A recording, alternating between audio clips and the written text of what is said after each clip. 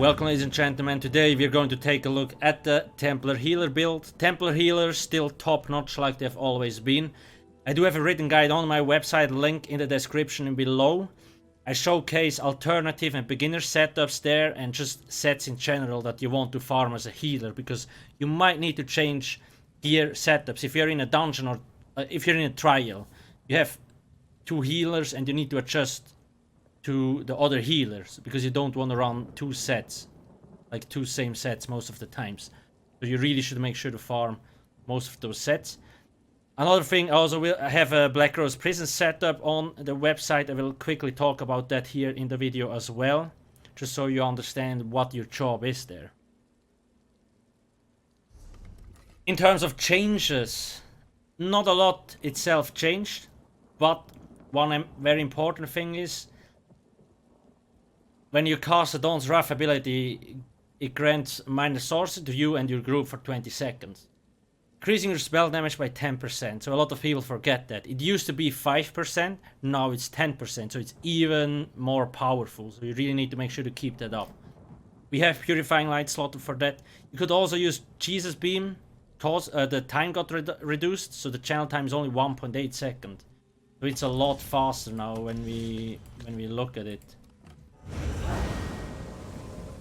You see, it used to be 2.8, now it's 1.8, so that's really nice actually. But that's only if you want to deal some damage as well. Now, normal setup. On my site I also have buffed and unbuffed stats screenshot, if you want to check it out. We run the Atronach Mundus Stone, because magic recovery, really nice. Buff food wise, Clockwork Citrus Fillet. If you don't have that, you can run Witch Mothers. It's on my site. If you want to check it out and how to craft it, like potions and so on. Spell Power Pots, they're really good. Major Sorcery, Prophecy, and the Restore Magicka. You really want those. They're quite expensive, but they're worth it. Race-wise, there is a lot of good options. High Elf, Breton, Argonian. Those three are really good. High Elf, I like it because you get like 10% max Magicka, a little bit more magic recovery, and you can always swap to a damage dealer and still do really good damage, because you get like Flame, Frost and Shock extra damage. Bretons can be nice because they have more spell resistance, so they're a little bit more tanky, and Argonians have really nice sustain and also increased healing. Gear wise, so we have Olorim, like always. Only one healer needs to wear this. So if you have two healers, only one needs it, because it's so easy to keep this set up 100%. Because as you can see, Major Courage, it lasts 30 seconds. You go out, it goes down, but the moment you go back in, it goes up again. And it's really easy to place. You can choose. It's so easy to get 100% uptime on this. So you see, casting abilities that leaves an effect on the ground in combat will create a circle of might for 10 seconds. Then you get Major Courage for 30 seconds. It's so much. Then it buffs your weapon and spell damage by 258, which is really nice. Earth Gore as a healer set, or as a healing set, so it just gives a really nice heal over time for 6 seconds. So I really recommend running this. You could also run Night Flame, for example, which also gives a smaller heal over time. Make sure to have a 5-1-1 setup. So we have 5 light, 1 medium, 1 heavy because of the Undaunted passive here. 6% more resources. And big pieces, I use Tri-Stat. You can see, infused Tri-Stat, small pieces, Divine Magicka. Jewelry, Arcane Magicka Recovery, Arcane Magicka Recovery, Arcane Spell Damage. Magicka Recovery in combination with the Arteum, with the Clockwork Citrus Fillet, just gives you overall really nice Magicka Recovery. So you see 2.8k is a lot. So it's really tough to actually run out of resources. Come on, turn, there we go. You can choose yourself. If you feel you over sustain, run another spell damage. The last set is Infallible Aether. So here again you have a lot of flex spots. You could run Worm, Cult, Sanctuary and so on. Infallible Aether or Infallible Mage however you want to call it. It's a really good set. Because, you see, your fully charged heavy attacks deal an additional 900 damage. Now the important part, enemies you damage with fully charged heavy attacks are afflicted with minor vulnerability for 10 seconds, increasing their damage taken by 8%. Minor vulnerability, you also get it from shock abilities, concussion, when concussion procs. When you do a heavy attack, it applies minor vulnerability on the enemy. So you can basically keep it up 100%. And if the boss or enemy takes 100% damage for a long ass time, it's really nice. You see, I didn't do a full heavy attack. So this is a full heavy attack. And previously procced. But it also procced when I only do a little bit. That's pretty cool. Something you need to remember.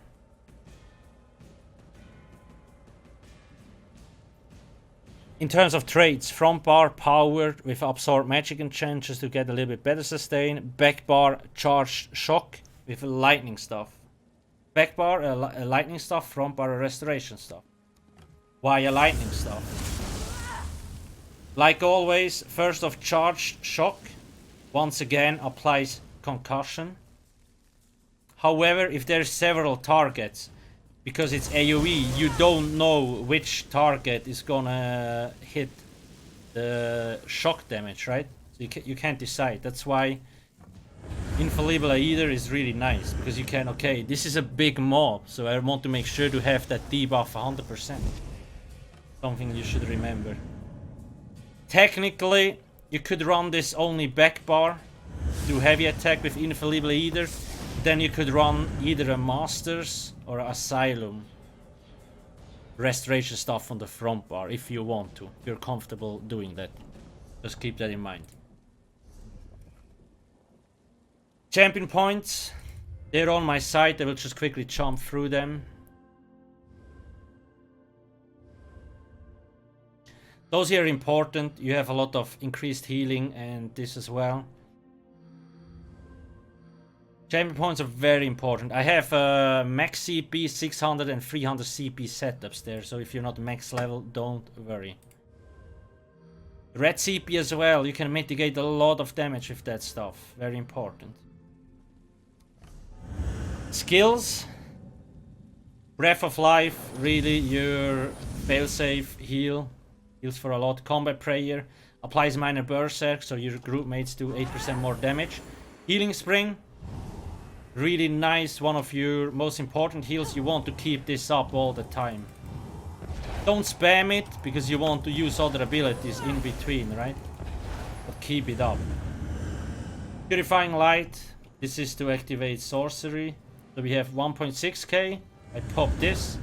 It goes to 1.8k. And obviously, when I'm fully buffed, you see, I get a lot of spell damage. It goes up by a lot. You need to activate this every 20 seconds. Solar Prison. This is nice to mitigate damage, and the Gravity Crush synergy deals a lot of damage. Back bar, Channeled Focus. This needs to be up all the time. If you can stand in the rune, even better. 23k, 15k. You go in. 25k, 17k. So if you stand in the rune, you get, again, 50% more physical and spell resistance from the Mage of War and Mage Resolve. On top of that, it's one of the best resource management abilities on Templar. It costs 900 Magicka, but it restores 240 Magicka every second. That's basically 480 Magicka recovery on the character sheet. Stats here are per 2 seconds. Locator Storms, like I said, this here is to proc off balance with the shock enchant. Now, first off, if an enemy is off balance, this here can be active if you have like a stem DD, do 10% more damage. If you do a heavy attack while the enemy is off balance, you get twice the resources back. You can have max at 25% uptime on off balance, so keep that in mind. Elemental Drain, this doesn't cost anything, applies Major Breach and like gives you a lot of... it debuffs the enemy, so you do more damage. And it gives you minor Magicka steal, so it helps sustaining. Should place this on as much mobs as possible. Blazing Spear, now this got actually quite a big damage boost, which is really nice. You can use this or energy orb.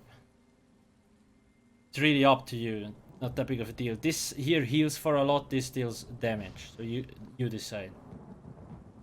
This is more expensive though. 3.9, 2.8. Extended ritual cleanses negative effects, and your group members can apply, like, can press the purify synergy. If your group member is rooted or has a debuff on them, they can press the synergy and then you get cleansed. Really cool. Aggressive horn again applies major force, gives max magic and max stamina. Took away the minor toughness, so keep that in mind. Now for Blackrose Prison, not a lot of things changes, but how should you play there? So you need to make sure that your group mates are more or less stacked a lot, right? I forgot to talk about Mutachain. Anyway, this is a strong heal over time, so you really should run this in Blackrose Prison. Just the small healing ticks are nice. Keep up the extended ritual, which also heals a little bit, which is nice. And then healing springs. Your group should stand more or less together when the tank pulls in all the mobs. So you can pretty safe heal and buff them. It's pretty cool. The tank takes a lot of damage because there's a lot of debuffs that the enemy mobs apply on the tank, so you really sometimes have to focus healing the tank. But you will figure that out after running it 1-2 times. Like I said, with Infa, if you choose to run this, apply the debuff on the big mobs. The small mobs die anyway, so you don't really need to focus on them. But the bigger mobs have like 1,000,000 health, and that you will see they're bigger. Try to keep this up so they get more damage and die faster. Obviously, depending whether you have stamina or magica DDs, you can change your setup a little bit. I would always recommend keeping Locator Storms though, just for shock and jam procs, off balance and all kind of stuff. Yeah, other than that, one very annoying thing in Blackrose is there is a lot of stuns, so you really have to manage your stamina well. With 12k, stam shouldn't be too big of a deal, but keep that in mind. That's more or less it. Like I said, I have the full Blackrose Prison setup on the website, so make sure to go check it out. If you have any questions, ask me in the comment section below. You can also join our community Discord. It's huge. People are fury crafting there. If you have any questions, somebody will always answer. That's more or less it. Thanks for watching. Please don't forget to sub and hit the juicy like button. And have a nice day. Cheers.